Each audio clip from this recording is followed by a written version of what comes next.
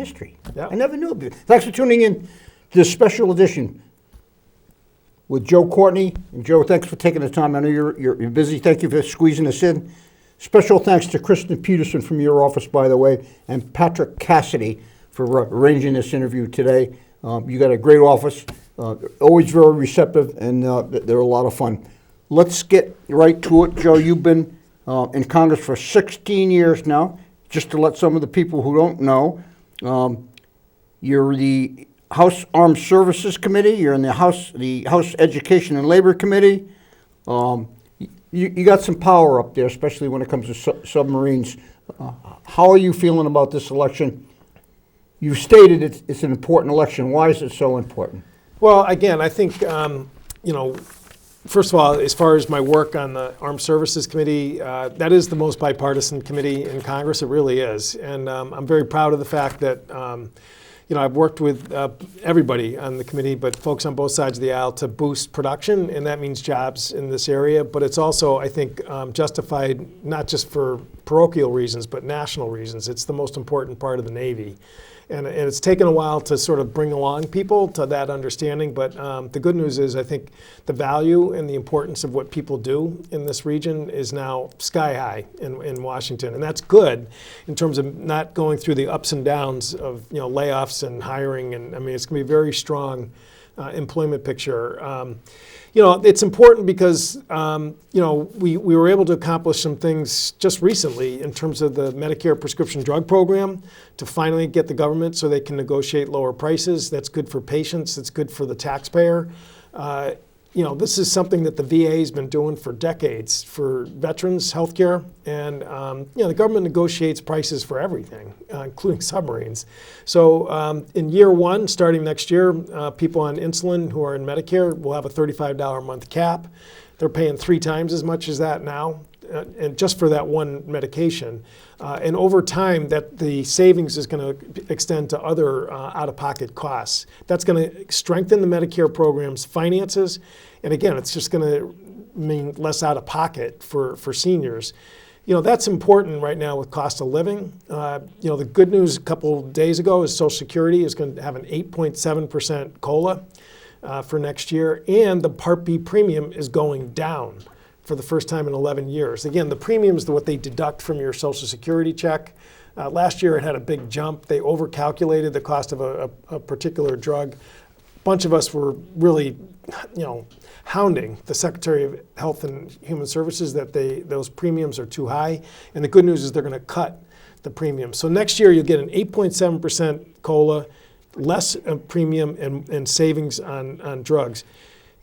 There's no question, it's all over the news, that the leadership of the House Republicans, if they take over, and we're talking about the people in the Budget Committee as well as Kevin McCarthy, has said that they want to use extending our government's debt limit, which really goes right to the heart of our ability to pay the bills and also the full faith and credit of our currency, as a lever to try and change the Social Security system. They want to raise the retirement age to 70. Which is, if you're somebody who's in your 20s or 30s, that's a radical change in terms of the Social Security system. That's not new, by the way, Joe. It's not, it's been talked about, but it's been rejected for good reason. Again, remember, they could never pass this with regular order, so that's why they're using the debt limit as basically leverage, or some call it hostage taking, to sort of force their agenda that's there. And again, this year in particular has shown how important Social Security is. That COLA is going to mean that people are going to be able to at least cope with higher food costs, fuel costs, I mean, you name it. Joe, I'm not so sure of that, and that brings out a question from the American Italian Association Club from Ralph Bizzello, our chairman. His question was, even with this 8.5% increase, yep, that is nowhere near going to keep up with the cost of goods because of inflation and what's going on in this country today. How do you respond to that? Well, again, 8% is a very, that's actually, if you're looking at where inflation is right now, it is right at about 8%. And most projections are we're going to start seeing that starting to flutter down. I'm not trying to, be Pollyannish or, unrealistic here. This is a big problem for people, particularly food costs, which is the system is going to take a while for, I think, commodity prices to sort of start to level off and come down. The Federal Reserve is the basic tool of government to address inflation. I mean, everybody knows that, and they're raising interest rates as a way of trying to cool off some of the sectors, and it's starting to show already. It's happening. I mean, home sales are starting to come down because of higher mortgage costs, and that's a pretty harsh tool, but we've used it in the past. It's pretty harsh, Joe. I know you got money in the market. It cooled off all right. It did, and but if you look at the unemployment numbers that just came out last week, the economy added 270,000 jobs. People are saying we're in a recession. We're not in a recession if the economy is adding that number of jobs.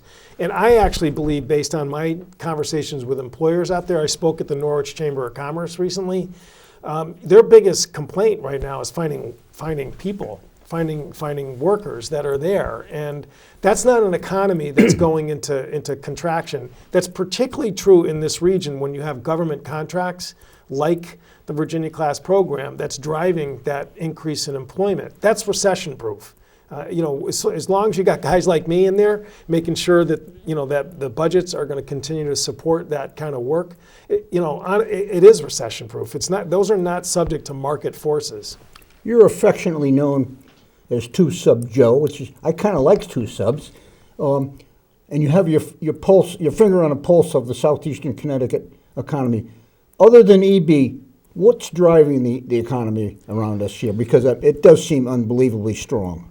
Again, I think we're seeing remarkable, benefits of the infrastructure bill that is going to be unfolding here. Again, the work has already started finally on the northbound lane of Gold Star Bridge, which was, not in great shape.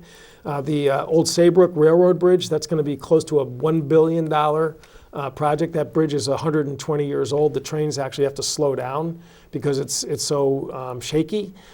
Same with the Swing Bridge up in East Haddam. And that's just, a few examples of what the infrastructure bill is going to do in this area. I just left the city pier, and another crane has just pulled up to begin construction of the Coast Guard Museum. We got $50 million in last year's budget. That's going to get built. They're starting on the bulkhead right now. That's what that crane's for. And really by 2024, we're going to have a building there. And, Sorry. yeah, that's okay. But it never goes off when I want it to. It's customer, maybe. So, but honestly, I think that we're seeing new housing, 1,000 new market rent units in New London. Nobody can figure that out, Joe. Is that geared toward EB? Absolutely, and that's when you have that kind of job growth that's there, that has a ripple effect in other sectors like housing. I should have started the show by offering condolences to the Bristol policemen who were tragically killed, and certainly we do that right now. But one of the key issues in this campaign is the gun bill. Yeah, that brings it to light once again. What's your position on that issue, and what can be done in this crazy world that we're living in? Well, thank you for mentioning the Bristol Police. That's tomorrow. Is the funeral service up at Rensselaer Field, and I will be joining, thousands of people there, to just mourn a terrible loss. The community safety bill, which was signed, was a compromise bill. It had some really, I think, solid pieces to it. More criminal authority to crack down on gun trafficking, which you talk to, particularly urban area cops, the number of illegal guns that flow in from sometimes over the border, sometimes from just, outright criminals. That they already had their first indictments and arrests with that new gun trafficking authority from the U.S. Department of Justice. They're going to beef up background checks, particularly for people 21 years and younger, so that they can actually go through people's juvenile records and really screen, making sure that. Now, this is a federal level. That's the one that was signed at the White House, and it was bipartisan. A lot of people were looking for much more stringent, changes, which I would support. But nonetheless, it was a compromise, and I think there's going to be a lot of benefits. The red flag law, which allows police departments and families to go to the court and get an order to get guns out of somebody's house who's obviously, kind of lost it. mentally and psychologically. It's not, automatic, but I mean, those are the kind of tools that will prevent, I think, a lot of these horrible mass shootings and, situations where that deranged individual in Bristol, just assassinated those 2 police officers who were responding to a domestic violence call. Those are issues we used to read about happening in New York. They're happening in our backyard these days, and it's scary. And I guess is it true that the Democrats, your party is easy on crime? It certainly seems so in New York. Well, actually, Governor Hochul just signed a new bail law that actually brought back some of the tighter rules for releasing people, which again happened under her predecessor, Cuomo. And so I do think that the pendulum swings back and forth, and Kathy Hochul, whose maiden name, by the way, is Courtney. I served with her in the House. She again, I think, really responded to the fact that that this thing was getting too lenient. So, Joe, the hot button issues of this campaign, and is this going to be, this next election, is it going to be the most important election since you've served with what's going on? I mean, it's a very consequential election. It's very, significant because, again, I think we did some good things. I think the infrastructure bill was great. I think the CHIPS Act, to bring back chip and semiconductor manufacturing into the U.S. and not having to rely on China and other parts of the world for that stuff. I mean, everything, that phone that just went off, depends on chips. Cars, to turn on a car or buy a car, you need to have a supply chain of chips, and we lost it, even though we invented most of this stuff. So that was a good bill. Again, the climate change bill, I think, was a good bill. I mean, it's going to provide a lot more help for people to put panels and batteries and heat pumps in their houses, a 30% tax credit for the next 10 years for the installation of all that. I mean, that's going to make it really affordable for people to be able to heat their homes and electrify all their cars and everything else, which is coming. I mean, that's where the car manufacturers are going. So that was a good bill. McCarthy says he wants to just blow it up on day one. He wants to repeal all of it. There's a couple different avenues of thought on that, too. President is pushing electric cars. Yep. It's a big thing with him. Our infrastructure is not ready to support electric cars. Our infrastructure is not ready to support this type of an endeavor.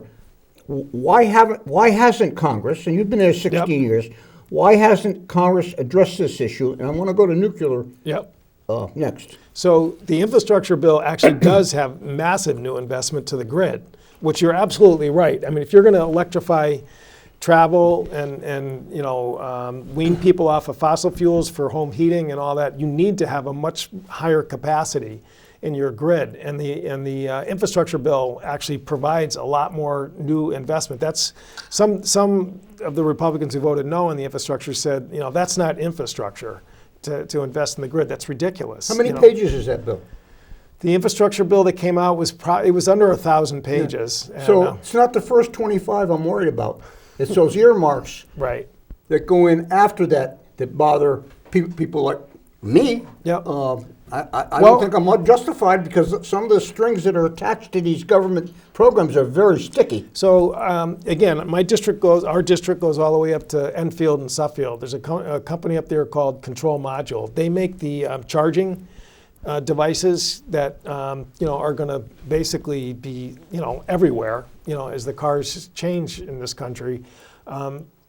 They don't have an earmark, but they're going to have a lot of new people to hire up there because the demand for that type of technology is going to be off the chart. They have all the patents on that stuff. Even the post office, we got money in there to force the post office to buy $3 billion worth of new postal trucks that are electric powered, not gas powered. Aren't we putting the cart before the horse? I honestly, your point is well taken that, you need a strong grid to get there. But I actually am confident that we can build out the grid. And by the way, there was support for nuclear that was included in that infrastructure bill. I brought the Secretary of Energy to Dominion a few months ago, Janet Granholm, who met with the workers there and talked about that we want to extend the service life of facilities like Dominion. We have to if we're going to have that capacity that you are absolutely correct we're going to need. Let's talk about nuclear waste, Joe, because government has been a huge failure in handling nuclear Agreed. waste. We're still paying for it. We're still paying for Yucca Mountain Yep. when we pay our electric bill every month. It's ridiculous. That should have been taken care of from day one before we started building nuclear powerhouses. Now, there was just recent legislation passed. Could you Sure. bring us up to speed on what that's all about? Yeah, so actually starting in 2020, and in all full disclosure and all fairness, it started under the Trump administration to begin the process of coming up with a new way to deal with waste, which is not to stuff it into Yucca Mountain, which the politicians and the people in that state are just dead set against it, but to create what's called interim storage sites, sort of multiple, not a lot, but multiple sites where the stuff can get moved. Until we come up with a more permanent solution, because we got to get this stuff out of Waterford. What are the ideas? So what they did, what the bill did, and again, when Biden's people came in, they've been implementing this. They put out, just a call across the country to all communities, all regions, to see if there's interest in taking advantage of this, because frankly, it would be a lot of economic development that would go with building these interim storage sites. They actually got about 200 responses. Granholm, again, walked us all through that when she was in Waterford. What was in the paper the other day was that they are now going to the next step, which is to really develop in these places that were interested in it, a real sort of solid mechanism to explain what this involves in terms of just the investment and the jobs and et cetera. This is a process that was used in Finland. It's called a consent-based siting for nuclear waste. In Finland right now, they are disposing of their nuclear waste. They actually have a pretty advanced nuclear power industry in that country. And this is exactly the same model, which again, started under Trump, is continuing under Biden to come up with a solution to get this stuff out of here. I mean, we visited all the spent fuel rods in Waterford and saw them just sitting there. And you have to have a mini army, around there to guard that stuff. And the same is true up at Haddam Neck, because Connecticut Yankee, which has been completely dismantled, but there's still these containers with spent rods that are just sitting there, and you got guys walking around there with semi-automatic machine guns to keep it safe. Incredibly expensive, to your point. We gotta fix this. Now, the woman who's in charge of the nuclear policy at the Department of Energy, Dr. Catherine Huff, who I'm going to try and get up to this district after the election, if I'm still around. But anyway, she said, there's also new ways of maybe reducing the size of this waste to reduce the volume with some, chemical and processing technology so that we can actually reduce the size of this problem. Because we are going to need nuclear if we're going to have a carbon-free, system in this country for power generation. And but I will just tell you, this is the most hopeful signs of activity that I've seen in my 16 years. So, energy is a big cost today. I know you get gasoline. I don't know if you use diesel or not. That's, I think, six and change a gallon. I'm very disappointed in the energy policy that has been put in place by every administration and all governments since I've been around. Why would we do away with energy sources that Biden did when he cut off the pipeline and basically put the oil companies out of business? Why wouldn't we wait till the electric industry was capable of handling that load at a reasonable price, which it's not, and not going to be for a while, I don't think. We need to be energy independent. I'm told that we have enough resources in the U.S. of A. to be energy independent and a supplier to foreign soil. So if you look at the climate change bill, the Inflation Reduction Act, I mean, it actually included in there, and Joe Manchin, made this, a prerequisite, a condition before he would vote for the package, which was to have the Department of Energy to offer new leases in the Gulf of Mexico, in Alaska, and actually also some interior areas by the federal government. And so, in fact, despite all the the rhetoric that's out there, The Department of Energy and the Bureau of Lands and Mines actually just about 2 or 3 weeks ago put out notification that these leases are now going to be available for purchase, by the oil and gas companies. And again, these are places where they have said they were more interested in drilling and exploration than the other leases that they already hold at this point themselves. So, that's compromise. I mean, we got a package through, which I think made some smart investments, particularly for people's homes and businesses to really start to convert to renewable energy. But there's no question fossil fuels are going to be around for quite a while. And I voted for this package, which included for more drilling. You think Biden was right in doing what he did?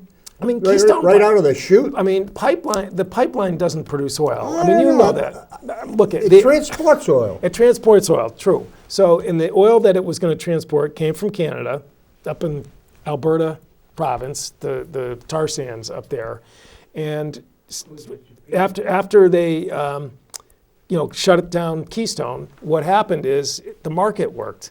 I mean, they found another pathway to get that fuel out of Canada into the U.S. I have the articles from Reuters that said that exports by Canada into the U.S. in 2021, Joe Biden's first year in office, broke the record. And because the market found a different way to get it there. And we just heard from Bob, and he's absolutely correct that oil is going down to Louisiana to be refined and exported. We're exporting it, and we're increasing. Our prices are increasing on a daily basis. And that's why I think we need to unhook ourselves as fast as we can from the oil and gas. It's an international commodity. The oil companies, in my opinion, have little loyalty to any country. They're just selling to the highest price they can get on the international market. And that's why this stuff, we are the highest producers in the world, but we also still are the highest consumers. And there is still a gap between the two. And frankly, until we reduce our consumption, which I do think the provisions in that bill is going to help get us to that point. Question came in from the students at Waterford High School, and they are interested in politics. They have a wonderful school system there, and there's a history teacher, I don't know what his name is, but he's got these kids thinking about government and politics, which is good. But the question is on the agreement with Saudi Arabia, with regard to oil and energy. Yep. What can you tell us about that, and what can you tell the Waterford High School students? Well, I want to tip my hat to the class because that is a really thoughtful and important question right now. If you look again at the history of oil development in Saudi Arabia after World War II, the U.S. has provided really almost the bulk of their security in terms of military presence that's there. There's today probably about 3,000 U.S. Troops at various air bases throughout Saudi Arabia. We have a lot of foreign military sales into Saudi Arabia. They buy a lot of our planes and other platforms and technologies. And actually last July, the Central Command, which is in charge of the Saudi region, the Middle East, announced that they wanted to do a joint project with Saudi Arabia in terms of developing air defenses from drones. Again, Iran, as we know now in Ukraine, has very sophisticated drone technology. They've actually hit Saudi Arabia a number of times in recent years in terms of some of their oil refineries. So the U.S. was moving forward, going back to July, to develop this new, very sophisticated testing center. I think that the students raise a very good question: is why are we supporting, a country like this that's basically now in bed with Putin? Because that recent decision on cutting back oil production, the one person who benefited from that the most was Vladimir Putin. There's just no question that it's going to keep the price artificially high, and he rakes it in. So I think we should cancel that project. It's called Red Sands. And because, by the way, that we're sharing with them cutting-edge crown jewel technology for the air defenses. If they want that kind of help. What would it take to do that, Joe? What would it take to cancel that agreement? So the Armed Services Committee, which I sit on, can possibly have an avenue there to just basically put it into law that project is dead. How long would it take to I mean, orchestrate that? we're still doing this year's the 2023 defense bill, and it may not be the right time to actually do that. But there's other ways we can do that in terms of getting a Dear Colleague letter and getting as many members on both sides of the aisle to send a notice to Biden that, given their behavior and really how they've really, in my opinion, abandoned the civilized world in terms of helping Vladimir Putin and to the detriment of the Ukrainian people, that project should be canceled. So I will definitely follow up with you and the Waterford High School kids to sort of keep them informed, because they are absolutely right on target. Joe, I screwed up because one of the issues that I should have brought up in the beginning is the Ukraine situation. Yeah. Would you believe that in 2022 we're still killing each other? What the hell is going on with this country, with the world? I mean, it's a barbaric invasion, and we were getting briefed on this last fall prior to the February invasion, and the U.S. intelligence folks were adamant that Putin was going to go in. In Europe, our allies, really for all the reasons that you just stated, couldn't believe it. I mean, they just didn't think anyone would be that suicidal and disruptive to the world order to have a ground invasion in Europe, which hasn't happened since the end of World War II. And if you look at his failures, because he thought he was just going to swoop in and take Kyiv, and that completely fizzled out. And then now their latest sort of gambit, which is the eastern and southern there, that's going south on them. Huge loss of life, huge loss of military equipment by the Russian army that's there. And, hopefully at some point we're going to get a tipping point where this guy, realizes that either his own, political situation is, at risk, or, his country's at a level of risk where he's just going to come to the table and bring this to an end. We're almost becoming comfortable with what's going on over there. But I'll tell you who's not. Ted Olenso from Waterford. He's a big Democrat in Waterford. He's got family living over there. No, it's and to listen to some of the stories. So we're helping families in the district there. There's a United Ukraine group that's helping with people who are trying to at least get refuge. Most of the folks who've been leaving the country, though, they want to go back. I mean, it's not like they were fleeing some failed state. They love their country, but it's the indiscriminate bombing of civilian areas there, and now they're blowing up infrastructure with the winter Why coming. don't we go kill them? Well, when you're dealing with somebody who's got the nuclear bomb on the other side, it's a bit of a tightrope walk. Do you think how close are we to World War III, a nuclear war? I actually think he is not that suicidal. But he's dangerous, and he is nuclear armed. There's just no question about that, and that's why I think the U.S. has been very careful about not putting any boots on the ground. Everything has been military assistance and financial help, which I think is the right mixture. We have not brought Ukraine into NATO at this point because that would be an additional provocation that could really kind of escalate. Do you support that? I think that what they've done has earned our allegiance in, many-fold over. But I honestly think for now that's a decision that really should be, put off to the side.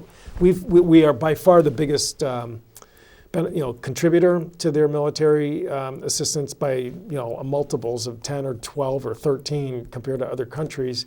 And, the humanitarian assistance, which I don't think people should poo-poo, has been really, the U.S. has carried the bulk of that.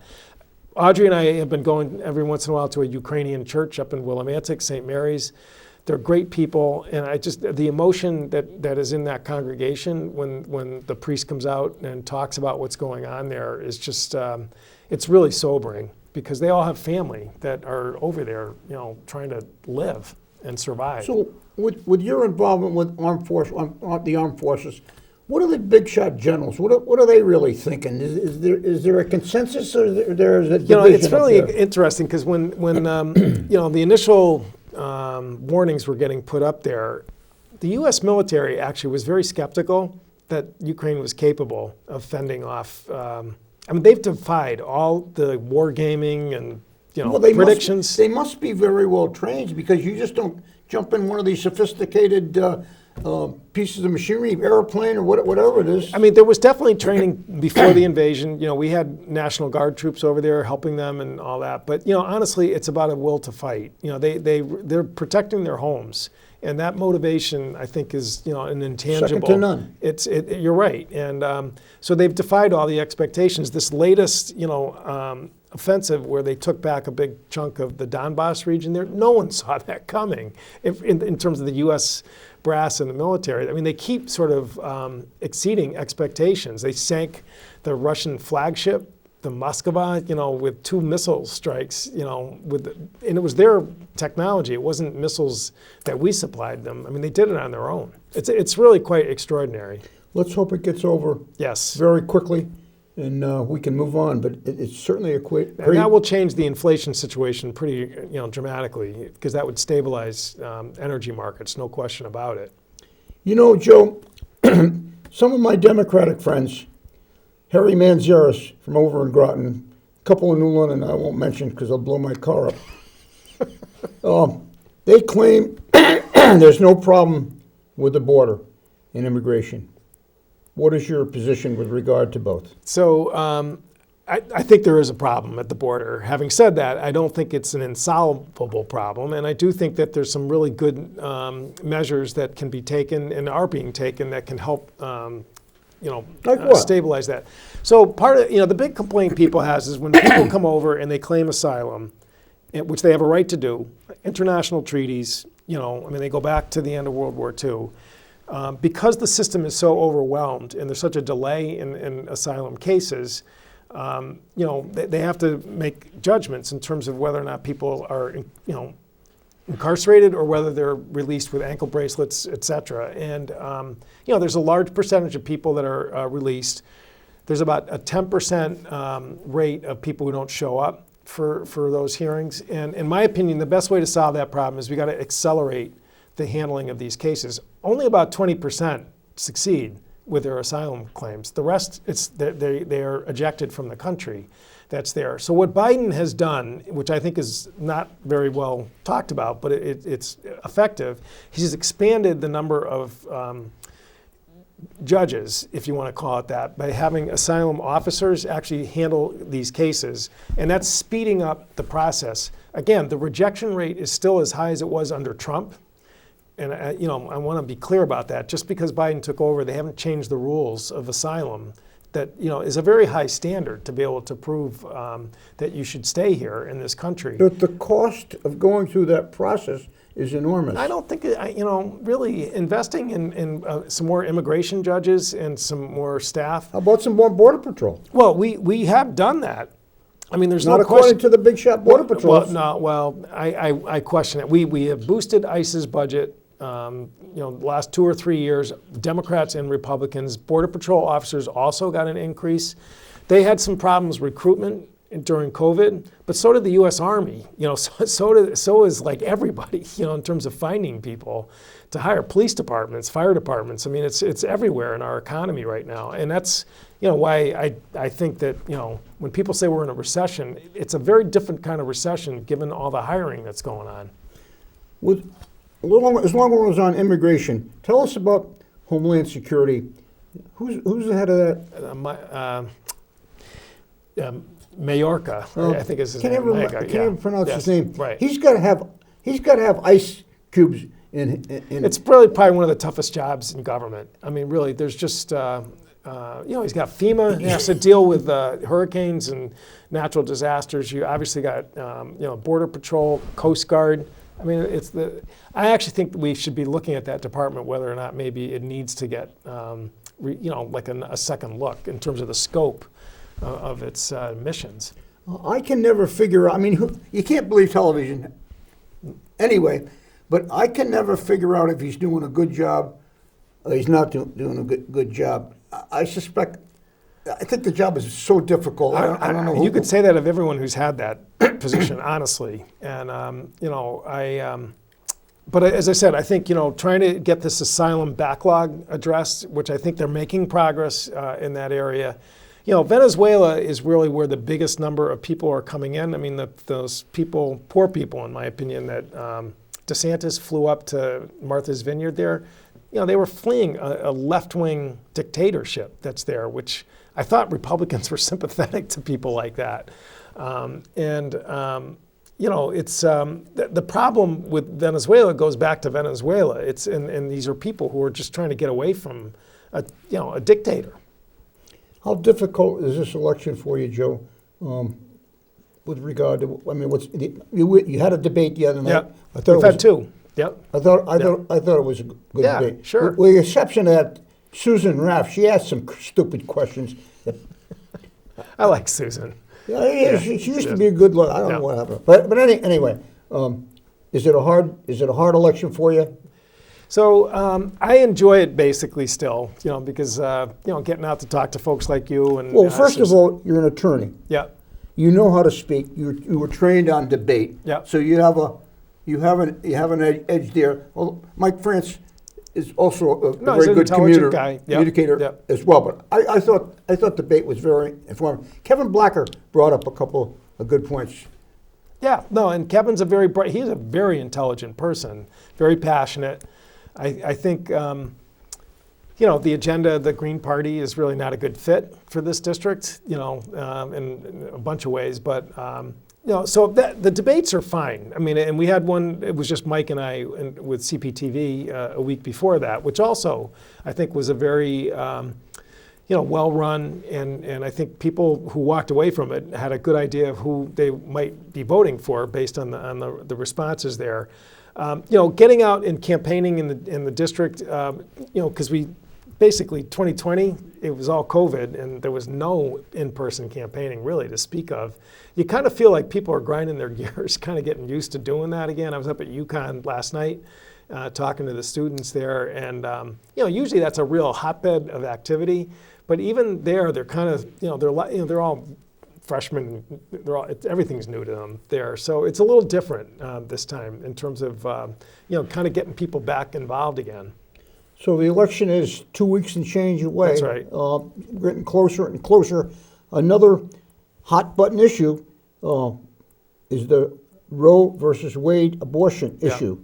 Now, I don't know if you've misinterpreted Mike France or not. You say that he's against abortion 100%? Is that how I don't read that from Mike, but so I mean, what it comes down to is a very simple question: who decides? Okay, and Mike's position, which is the same as Lindsey Graham, is that Congress should pass a law that says at 15 weeks there's a ban. And period. And you talk to the American Medical Association, you talk to the American College of OBGYNs, and they are dead set against that because there are things that happen after the 15th week in a pregnancy which puts the mother's life and health at serious risk.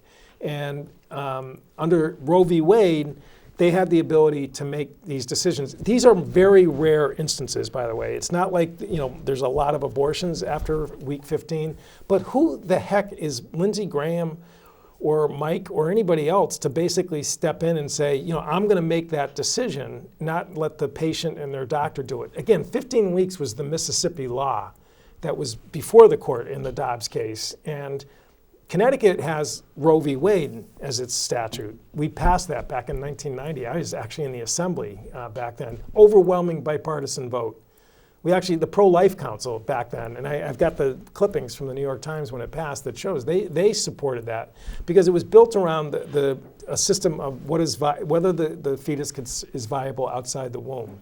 And that's the standard that Roe had. 50 years we had it.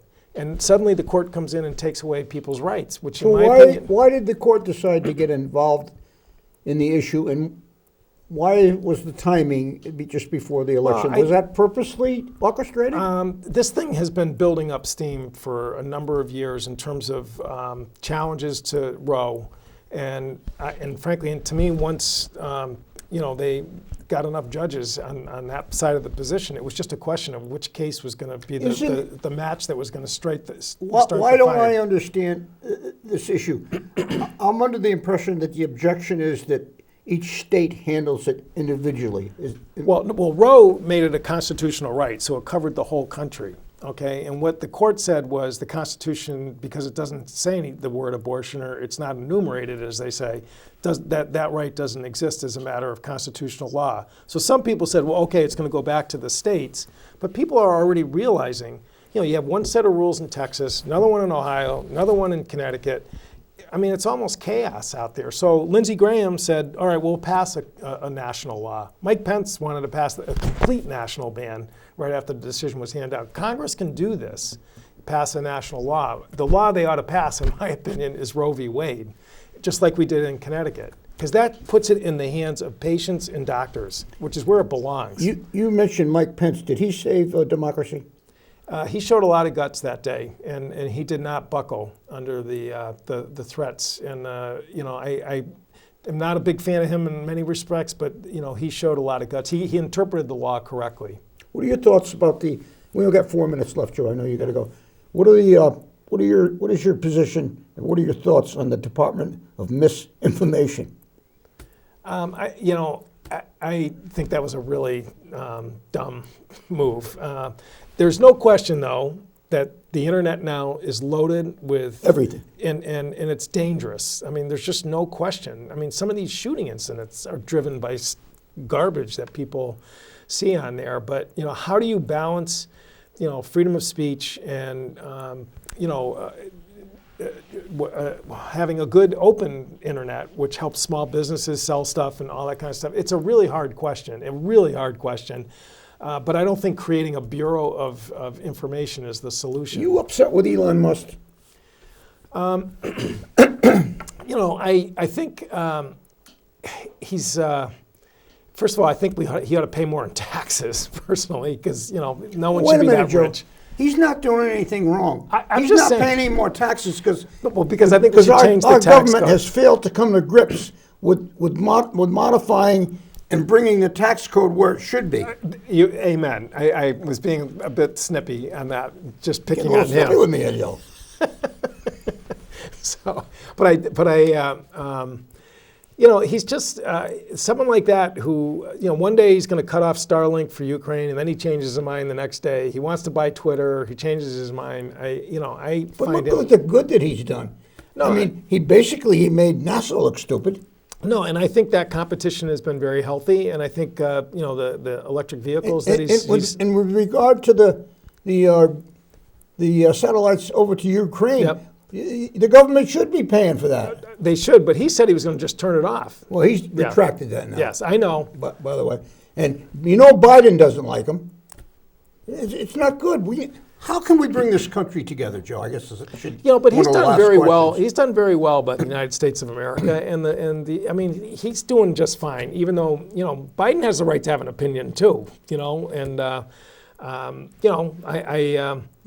Bezos is somebody who I'm not that crazy about. You get close to Biden at all? Have you met him? I mean, when he's come to the district twice. Once for the Coast Guard commencement speech, and another time up at UConn to dedicate the Dodd Center. The second visit, we actually had a chance to get together, but it was very brief. Joe, we're out of time, but I want to give you the last word. What do you want to tell the thousands of people that are watching a show that I usually put it to sleep? I find that hard to believe. This is a great district we live in. I get a chance when I'm in Washington to compare notes with other members of Congress, and I think it's a very special place. And I'm not just saying that. I mean, having 15 years of crisscrossing the district, meeting so many people. It's not your typical congressional district that's dark blue or dark red. Very down-to-earth people. They don't want a member of Congress to go down there and just live on Twitter and cable shows. They want to get real results. And that's, to me, that's the kind of constituency I want to represent. And I think I can really point to ways that I've lived up to that standard. And I am still, I'm in good health. And my wife is still working. You tell me Audrey's not going to divorce you. She's not. She's still working herself at Children's Hospital, so I'm ready to go. Two-sub Joe. All right. Thanks for squeezing in. Best of luck. Let's get this thing over with. All right. Murray the Eye signing off from the city. Too tough to die. New London. Joe, did you know? Excuse me, Coast. A lot of people.